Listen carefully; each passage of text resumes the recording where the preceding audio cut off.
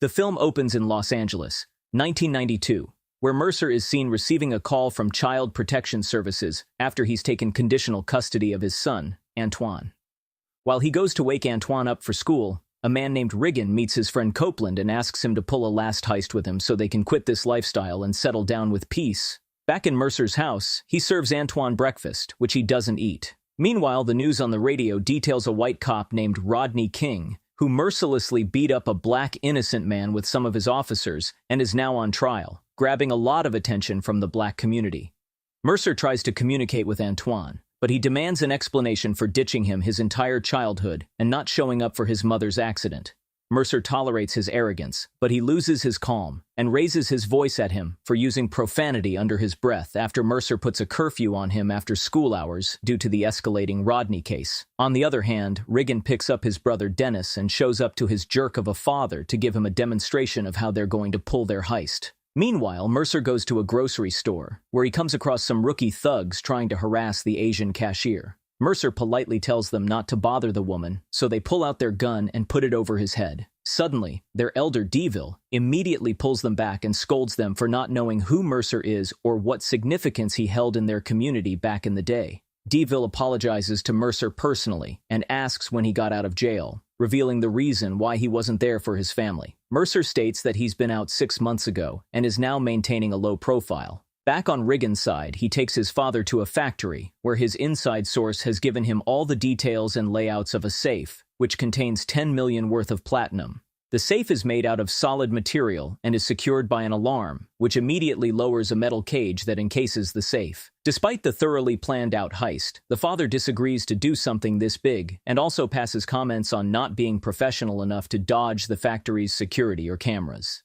This behavior piles on top of other bad things that Riggin has been tolerating from his father, but keeps it quiet and takes his father back home. Behind them is Mercer in his car, who works at the platinum factory. While collecting his card and keys, he strikes up a conversation with the security head, Joseph, about the Rodney King case, turning on real heat if the verdict is against the black victim. As Mercer begins working, Dennis and Riggin are shown loving together. Like a good brother he is, Dennis gives Riggin company after his plan gets disapproved by their father. Later that day, the news of Rodney being declared not guilty by the jury breaks the news and the black community. A violent protest takes place in Los Angeles, which gradually grows big and volatile. Antoine comes straight home from school and takes notice of the riot near his house, looting a liquor store. Seeing the news on TV, Riggin is struck with the idea to pull his heist now that the cops will be busy with the riot. He calls his father, who also agrees to make their move.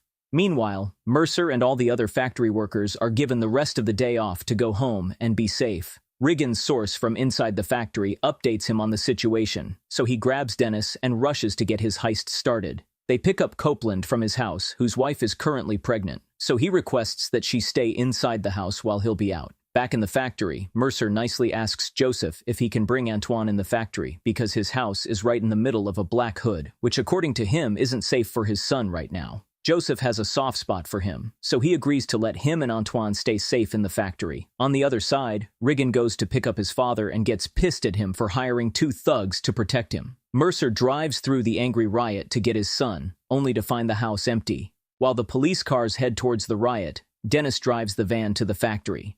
Joseph gets bored of sitting in front of the surveillance monitors, so he takes a round of the building. Riggin tases and ties up the security guard outside and drive their van through the main door. They make their way through the loading docks, assuming no one is present, but when they come across Joseph by the vending machine, Riggin politely tries to get him out of their way, but his father's thugs shoot him on the spot, which startles the brothers. Riggin threatens to shoot the thug, and vice versa. But their father breaks their fight by reminding them of sharing the same interest, platinum.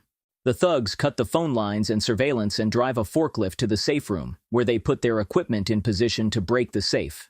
Mercer finally finds his son standing still near a grocery store being looted by black fellows, so he grabs him by the collar and takes him to his car. On the contrary, the thugs start drilling a hole in the safe. Joseph regains consciousness and drags himself to push the security button for the safe.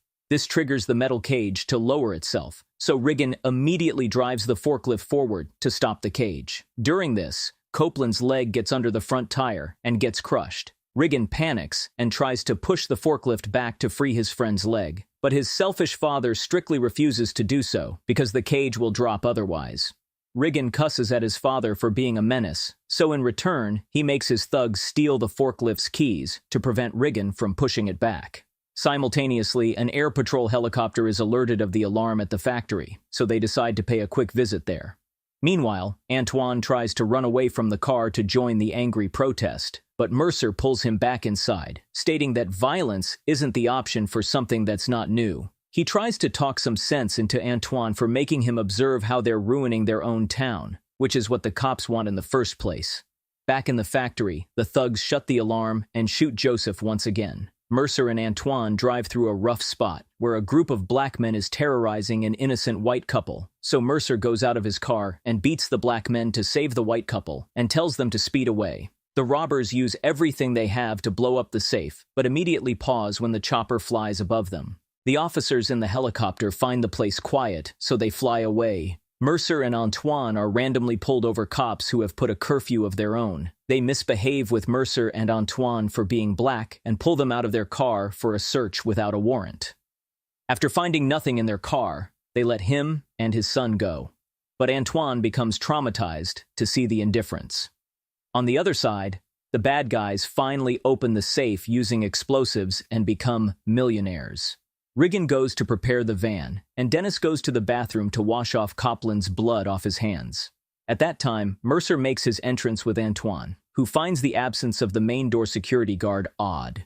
He still heads in and points Antoine in the bathroom's direction since he has to pee. Antoine's entry startles Dennis, so he points his gun at Antoine. Simultaneously, Mercer finds Joseph shot dead, so he takes Joseph's gun and moves forward, where the thugs shoot at him. He escapes them and goes after Antoine, only to find him missing. He runs to the loading dock and kills the power to tackle the thugs. He hits one of the two thugs in his way and runs back to the loading dock, where he catches Riggin parking the van. He knocks him out with one punch and takes him away. Dennis brings Antoine to his father, who interrogates Antoine in front of the crying Copland, whose leg had to be chopped off. Mercer tries to interrogate Riggin, but when he gets nothing out of him, he figures that he's here to steal the platinum, so he sneaks into the safe room and witnesses Riggin's pig of a father threatening his son.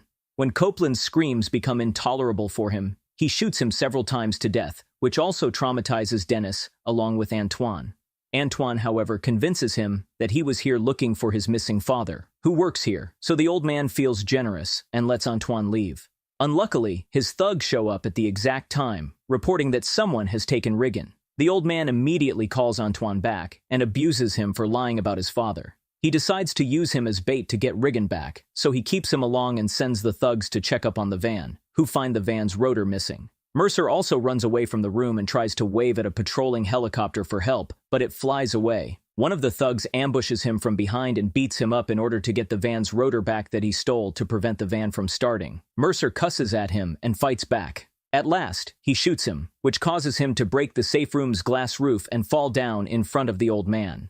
Mercer returns to Riggin and unties him. He feels sorry for him for having a heartless father, revealing that he just shot a black man from his own team in front of his son.